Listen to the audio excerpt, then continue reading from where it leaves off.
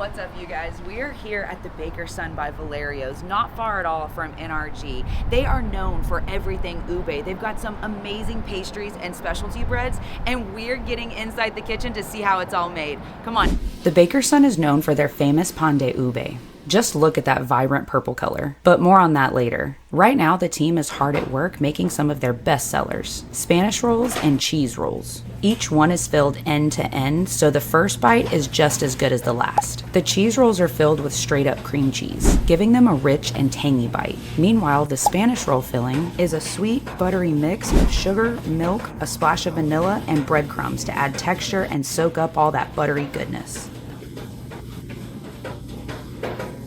Here, the bakers are making ube pastilla, a soft, chewy Filipino confection made from purple yam, milk, and sugar. Once cooked, they're strained and rolled in a finely grated coconut for a delicate, slightly sweet finish. Now they're preparing sapin, a colorful Filipino rice cake. Each layer has its own unique flavor.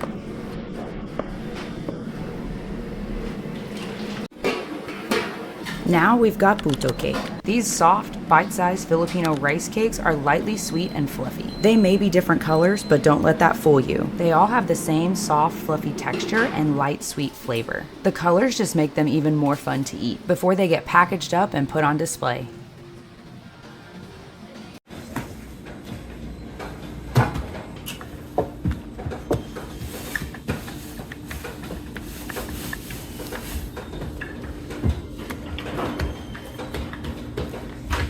This is ube halaya, a rich, creamy jam made from purple yam, slow cooked with milk and sugar until it reaches this thick, velvety texture. It's a staple in Filipino desserts.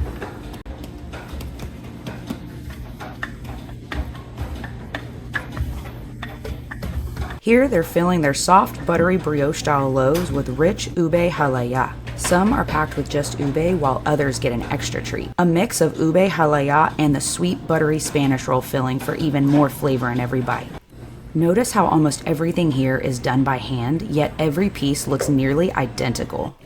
That kind of precision only comes with skill and experience. These bakers have clearly been perfecting their craft for a long time.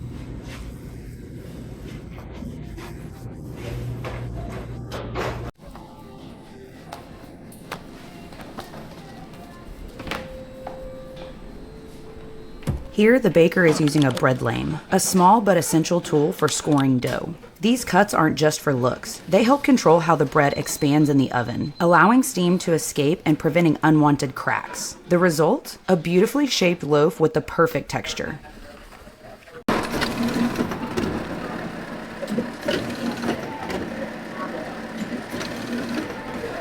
Now we're moving on to the dough for the siopao, a popular Filipino steamed bun. These dough balls are being portioned and rolled out by the señorita's machine, ensuring each one is perfectly sized before they're filled and shaped by hand.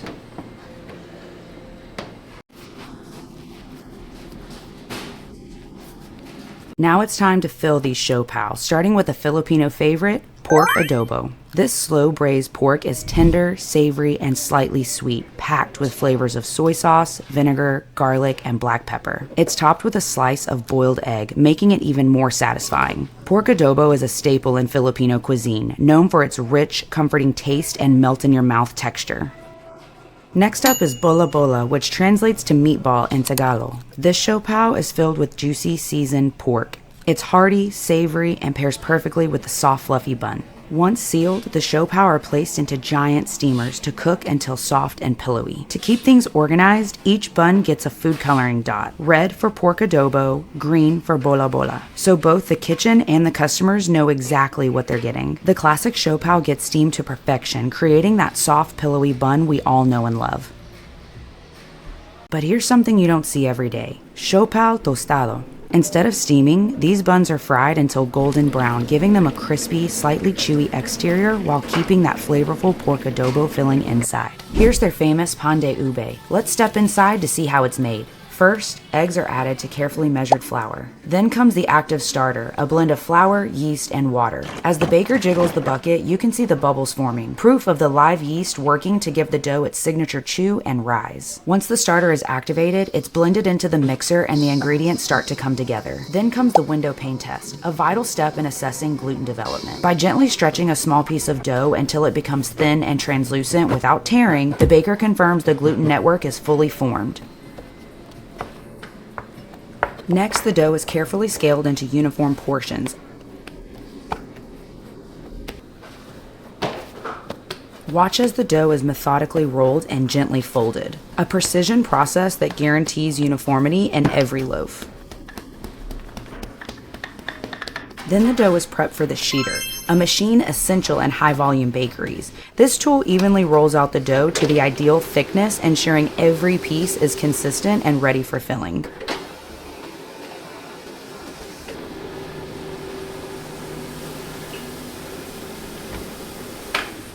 With the dough evenly rolled out, it's time to smooth it down, setting the stage for its star ingredient, ube halaya. Here, the baker carefully shapes a generous portion of the ube halaya, a rich, creamy purple yam jam, and spreads it evenly over the dough. The fact that this is done by hand is a true mark of mastery.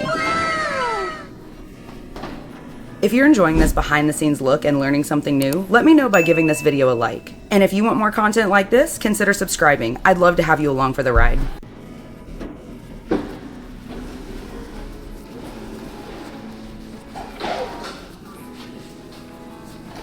The filled dough is then divided into 4 uniform logs, ensuring every roll will be identical in size and texture.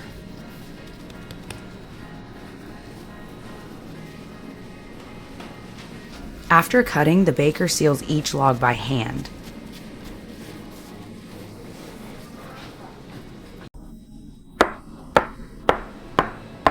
Then, as he moves to slicing the individual rolls, each cut is followed by a precise stamp, creating that unmistakable, consistent look, a testament to skill and precision. Finally, the rolls are arranged on a sheet tray to proof, a crucial final step before they transform in the oven into the renowned Pan de Ube we all admire. Wow!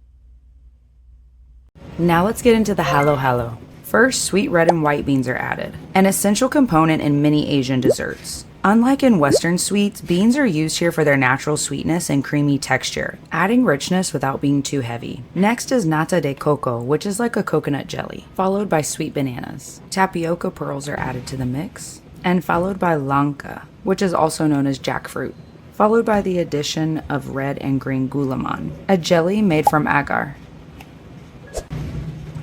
A drizzle of simple syrup enhances the sweetness before a mound of shaved ice is added, creating the signature layered effect.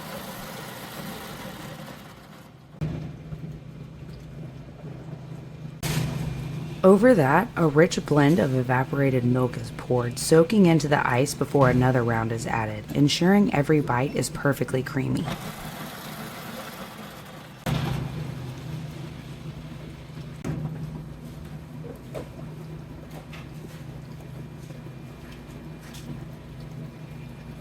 Now for my favorite part. 2 scoops of ube ice cream, a generous slice of silky leche flan, and finally a sprinkle of pinnipig for that irresistible crunch. Think of these as a crispy rice topping, light, crunchy, and the perfect finish for this icy sweet treat. Up next is the fan favorite, the ube Oreo shake. It starts with 2 scoops of ube Oreo jam, followed by a creamy milk base, a scoop of ice, and a drizzle of simple syrup. Everything gets blended until it's thick, smooth, and irresistibly creamy. Then it's finished with a swirl of whipped cream and a dusting of vibrant ube powder.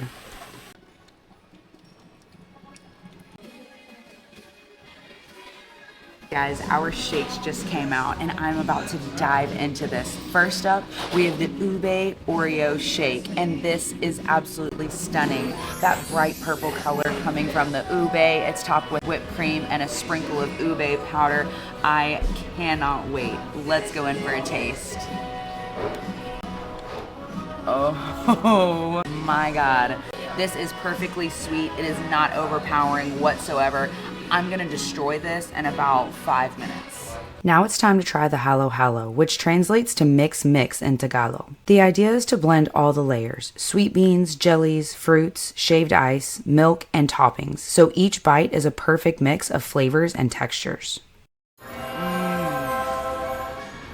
That is so refreshing. I love the ube ice cream in there. The leche flan is perfect. You have a nice creamy texture and consistency coming from the sweet red and white beans. I love the red and white beans and Filipino and Asian dessert. It just adds a really nice, unique texture and flavor that you just don't get with American desserts. You've got to come down here and try this halo-halo. It is fantastic. And speaking of desserts you have to try, add the viral Dubai Chocolate Croissant to the list. This indulgent pastry has been making waves, and for good reason. It starts with homemade croissants, sliced open and filled with a rich mixture of kanafi, a crispy, buttery Middle Eastern pastry made from phyllo dough. It also has pistachio cream and tahini, a sesame paste that adds a deep, nutty balance to the sweetness. Once filled, they're generously dunked into a rich, dark chocolate coating, ensuring every bite is decadent and indulgent.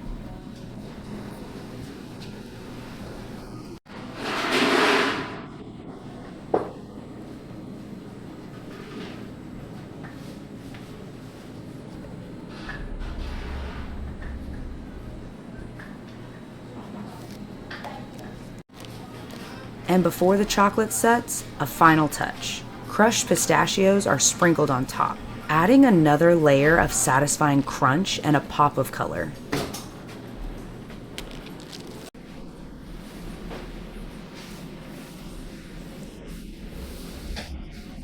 Keeping with the theme of vibrant colors, these dough balls are hiding a colorful surprise inside. Here, the bakers are prepping the workbench for the braided ube baskets and getting everything ready for the next steps in the process. Each dough ball is carefully flattened, then scored with 2 precise cuts, before the bakers skillfully braid each roll by hand.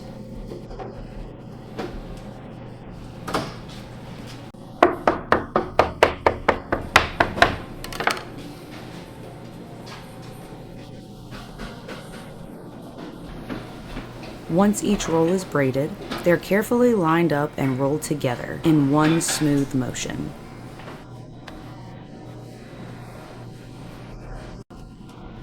Then the braided rolls are placed into individual baskets, ready for their final prep before baking. Next up, the bakers scale out the specialty coffee cakes, ensuring each loaf is just the right weight. First, mango. A rich layer of mango filling is added to each pan, bringing a bright tropical sweetness. Then comes the deep purple ube coffee cake. The baker carefully measures the ube mixture before layering it on top. Finally, the crumb topping is prepped and generously sprinkled over each loaf, adding a buttery crunch before baking. Speaking of butter, here you'll see an array of breads and pastries going into the oven. The savory ones get brushed with a rich garlicky butter that melts right in, while the ube, pistachio, and almond croissants are gently warmed to bring out all their flavors. There's something timeless about watching Pan de Ube head into that classic rotary oven. Warm, nostalgic, and comforting. While those bake, the team begins wrapping fresh pastries. Watching them carefully fold and tape the cellophane is almost like watching someone wrap a gift. Each fold and edge is smooth, like a present you can't wait to open on Christmas morning.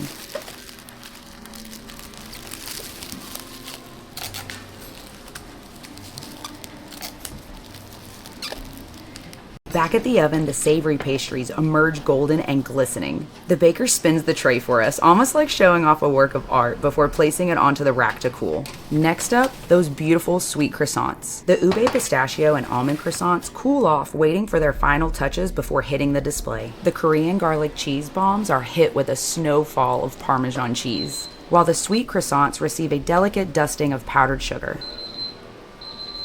And then the final showcase. Each pastry is carefully arranged in the grab-and-go case. The handwritten tags are a personal touch that make this feel more like a neighborhood bakery than just a quick stop. Just look at this display. Colorful, tempting, and impossible to resist. Each pastry laid out like a little work of art. Sweet, savory, flaky, buttery. Whatever you're craving, it's all right here. Honestly, good luck choosing just one. Now for the best part. Time to make my picks. I spot the Korean garlic cheese bomb and there's no hesitation. The pork adobo pan de Ube straight onto the tray. And you already know I wasn't leaving without that Dubai Chocolate Croissant. All right, now that I've got my haul, let's head home and tear into these.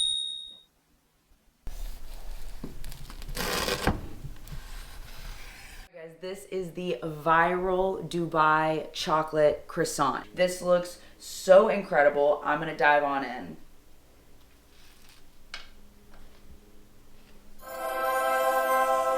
That was ridiculously tasty. The layering in that croissant is absolutely beautiful. The crunch that you get from the filling, and it has such an amazing, rich, creamy flavor. There is a reason that is viral. They've got it. This is what they are known for at the Baker's Son. This is the Pan de Ube. So this is a light, fluffy, brioche style bun. So think butter, lots of butter. This is so light and fluffy, and you can see how like squishy it is. It just bounces right back up. It has so much air almost incorporated into that dough, and it is stuffed with that ube spread that we saw them filling in. All right. It's everything I thought it would be. Oh. This is what dreams are made of, you guys. This is heavenly ube stuffed bread. This is fire. That garlic spread has an unexpected sweetness coming from it. Obviously, there's some sweetness coming from the ham too, but that garlic spread is the perfect balance of sweet, savory, garlicky, buttery. It's fantastic. They were not skimpy with that garlic spread. Even my lips are like greased up in like the best way. I'm not mad about it at all.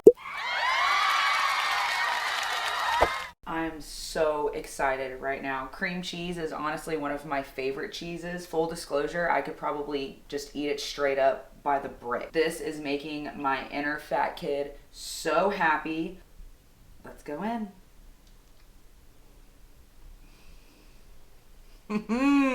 Yeah. That is so good. Insane. This is so freaking ridiculously good. It is the perfect balance of sweet and savory to just keep you wanting to come back for more. Just like hit me again. This is delicious. I love this. I would eat this straight up. This would be a good accompaniment to something. This is delicious. And that does it for today's bakery adventure. I hope you enjoyed getting a behind the scenes look at all the care, creativity, and incredible flavors that go into these sweet and savory treats. If you found this fun or helpful, please give the video a like. It really helps my channel to grow. And if you haven't already, make sure to subscribe so you don't miss the next delicious stop on this journey. Thanks so much for watching, and I'll see you in the next one.